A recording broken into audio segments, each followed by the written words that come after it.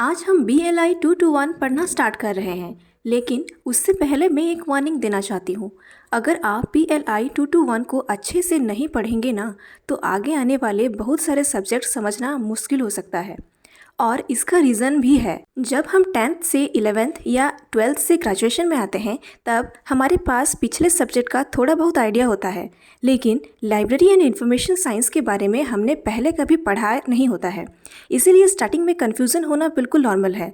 बस मेरी एक रिक्वेस्ट है, इस सीरीज़ का एक भी वीडियो बिना स्किप किए देखिएगा, क्योंकि जो टॉपिक आज समझेंगे वही आगे हर टॉपिक की फाउंडेशन बनेगा।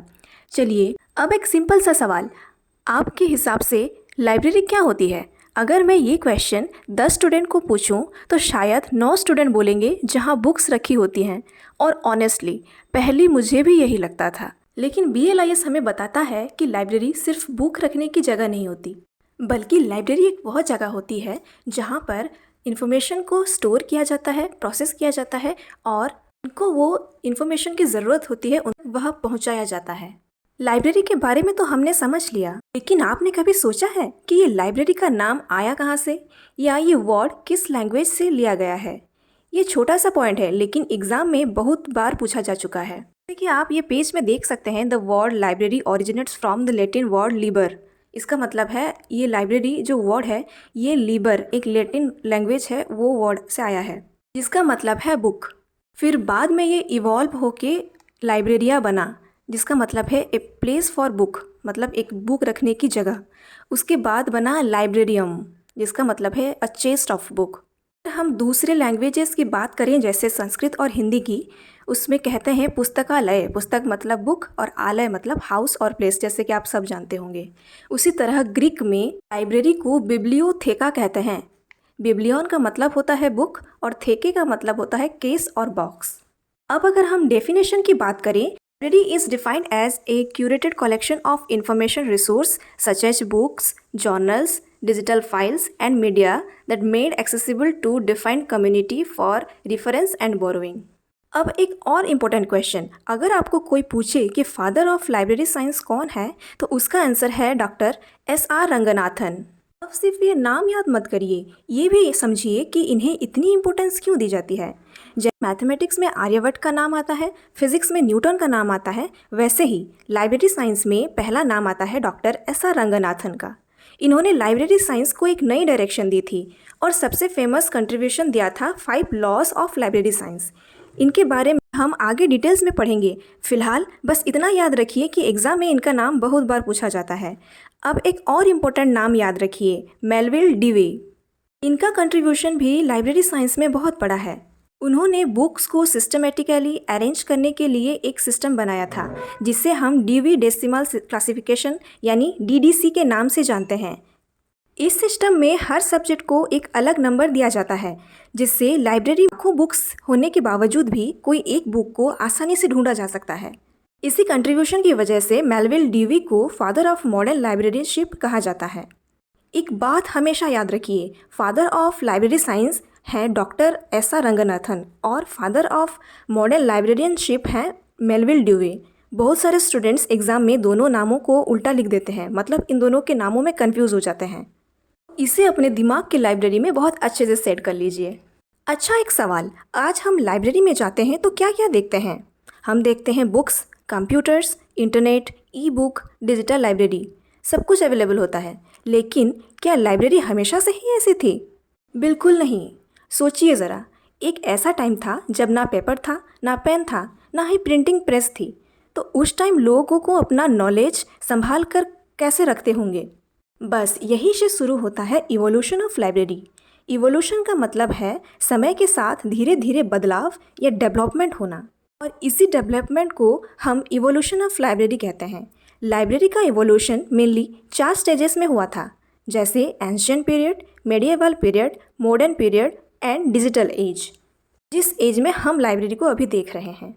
तो चलिए सबसे पहले बात करते हैं एंशिएंट पीरियड की।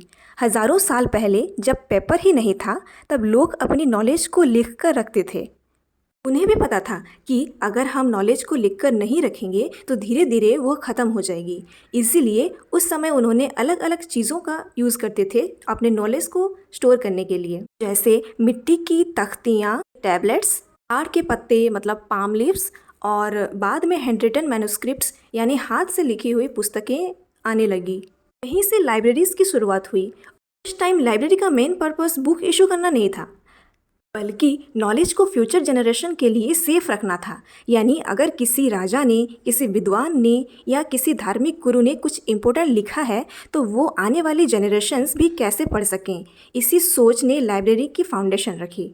उस समय लाइब्रेरीज़ आम लोगों के लिए नहीं होती थी। ज़्यादातर लाइब्रेरीज़ राजाओं के महलों में, मंदिरों में या बड़े बड़े शिक्षा केंद्रों में होती थी। सिर्फ कुछ लोगों को उसका यूज़ करने का परमिशन मिलती थी। आज की तरह हर कोई जाकर उस टाइम में लाइब्रेरी यूज़ नहीं कर सकता था। अगर 5 मार्क का क्वेश्चन आए कि explain the ancient period of library evolution, तो आपको ये पॉइंट्स ज़रूर लिखने हैं। पहला, पेपर का इन्वेंशन नहीं हुआ था इस टाइम में। दूसरा, लोग क्ले टैबलेट्स, लिप्स और कुछ बार्क्स का यूज़ करते थे। तीसरा, मैन्युस्क्रिप्ट्स हाथ से लिखी जाती थी। चौथा, लाइब्रेरी का पर्पस नॉलेज को प्रिजर्व करना ही था। पांचवा, लाइब्रेरीज आम लोगों के लिए नहीं होती थी। अब चलते हैं मिडिवल पीरियड की तरफ। इसमें आपको ये याद रखना है कि लाइब्रेरीज टेम्पल और यूनिवर्सिटीज़ में ही थी। बुक्स हैंड रिटन होती थी। बुक्स बहुत वैल्यूएबल ही होती थी। कॉमन पब्लिक के लिए लाइब्रेरीज आसानी से अवेलेबल नहीं थी। अब एक इंटरेस्टिंग चेंज आता है जब प्रिंटिंग प्रेस का इन्वेंशन हुआ। तब लाइब्रेरी की दुनिया ही बदल गई और वहीं से शुरू होता है हमारा मॉडर्न पीरियड। इस दौरान एक ही बुक की हज़ारों कॉपी प्रिंट होने लगी। बुक सस्ते होने लगे, ज़्यादा लोगों तक पहुंचने लगी और धीरे धीरे पब्लिक लाइब्रेरीज़ का डेवलपमेंट भी शुरू हो गया। जैसे जैसे टाइम बढ़ता गया, लाइब्रेरीज़ में भी चेंज आने लगे। आज अगर आपको किसी टॉपिक के बारे में इन्फॉर्मेशन चाहिए हो तो क्या आप हमेशा लाइब्रेरी ही जाते हैं? शायद नहीं। सबसे पहले हम मोबाइल निकालते हैं, गूगल पर सर्च करते हैं, PDF डाउनलोड करते हैं या ई-बुक्स पढ़ते हैं, है ना? और यही डिजिटल एज है। आज की लाइब्रेरी सिर्फ बुक्स तक लिमिट नहीं है। Libraries e-book, e-journals, online database, digital libraries और इंटरनेट के थ्रू इन्फॉर्मेशन भी अवेलेबल होती है।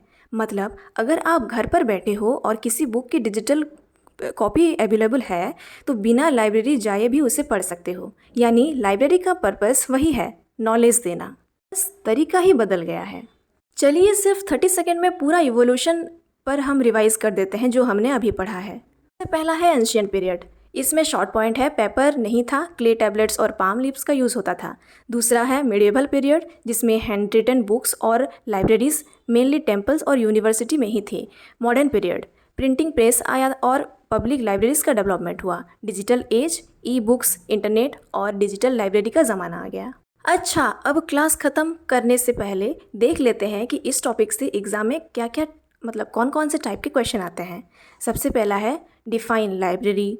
दूसरा क्वेश्चन है from which language is the word library derived, explain the meaning of the word liber. तीसरा, who is the father of library science, explain his contribution. चौथा, who was Melvil Dewey, explain his contribution to library science. पाँचवा, what is Dewey decimal classification, DDC, इसको short में लिखना है बस। की बात करें तो explain the evolution of library, discuss the 4 stages of the evolution of library. 7th, differentiate between ancient and modern library.